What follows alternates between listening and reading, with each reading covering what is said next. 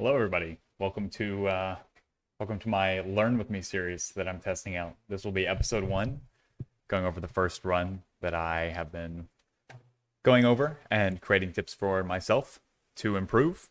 Basically, the goal of the series is to get better at the acts and early mapping later on, by starting from the ground up and working on more advanced things the further along I go, and starting with the very simple changes that I can make. And my list is right here. We're just going to have this run playing in the background from the one that I'm talking about for the duration of the video here. Basically, first thing you can do is as soon as you get into Act 1, the town, after you kill Hillock, you can log out and then right back in if you're on an SSD. It's faster this way. If you're on a hard drive, maybe not so much. It saves some time from having to run into the entrance. So if I go forward here after killing Hillock, right after you do this, you can log out and log in. You save yourself all the time from running all the way over there, all the way over here, just to talk to Starkly, right? That's the first main thing. Second thing, have a regex ready for your build, for your character. You check for 3 links, check for runner's boots, check for physical damage if that's what you're using, elemental damage, spell damage, whatever you're going to be doing. You can use this website right here. The link will be down below the video in the description. It is a super easy to use tool. It literally lets you click a box and it will add it to your regex for you. And then that's just copyable from the website. And you can paste that into the vendor by hitting Control F and Control V. If you already have it copied before your run, you'll be better prepared. Another thing is I noticed that when I was watching other people run this build very early on, they go with a different starting path than what I was going with, which improved their speed a lot.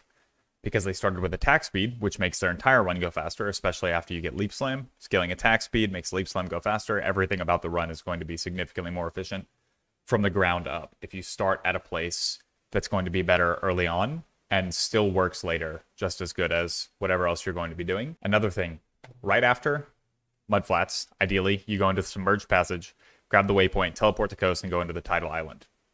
On the Tidal Island, I noticed I was killing far too many enemies for no reason. You should be level 4 by the time you're leaving the Mudflats into the Submerged Passage, and that would mean that I'm killing a lot of level 3 enemies, which is super whack. Next tip, this one is incredibly important. Have a better filter. The one that I'm using is Dog Ass. Not good for speed. I am seeing so many items that I don't need, even past Act 1 and Act 2, 3, and 4, items that normally you would be identifying if it was for your build, but baseline, all of Neversink's filters on Filter Blade are inclusive of every type of build for early on. So if you're using a semi-strict filter for leveling, which is what I have been attempting to use here, it's going to have all of the bases for all of the builds. But in the leveling section on filterblade.xyz, you can go through there, go down to the leveling section at the bottom, and you can untick caster leveling and melee leveling and ranger leveling, I believe it's called. I don't remember the exact terminology. Bow leveling, maybe. You can untick whichever ones you're not using out of the 3. You can also untick if you don't need chain belts because you're not going to be using them. You can untick iron rings if you don't need iron rings for your build. Things like that, just to clean it up a bit. Make sure that you keep all of the magic and rare items on there so that you can vendor those for transmutation and alteration shards and such. But basic white items that I don't need, I shouldn't have on my filter because it's just filler that I have to filter through with my brain instead of just have it automatically not show up. Don't kill enemies with a full Quicksilver Flask. You are wasting your time if your Quicksilver Flask is not active and it is full, and I should not be killing enemies. And I'm sitting here killing and killing and killing for, I don't know, 20 seconds, 30 seconds of just enemies before using my Quicksilver. Wasted a lot of time where I could have just been moving forward, blasting. Keep in mind what you want to sell in your inventory. So as I'm going through here, I could have my inventory open. I could be, organizing. I try to keep everything. I keep my scrolls, top left, and then top right, I will try to keep everything that I need to vendor, and all miscellaneous currencies I'll have out of the way so that I don't accidentally vendor them, and I know that I don't need to. So that you can just blast without having to do that while you're in town sitting stagnant. It's something that you can do by keybinding your move key to something else and just holding that after opening your inventory. Your character will follow your cursor regardless of whatever you're doing. Move speed boots. I still don't even have boots equipped. Getting to level, 8 or 9 right now, going into the lower prison.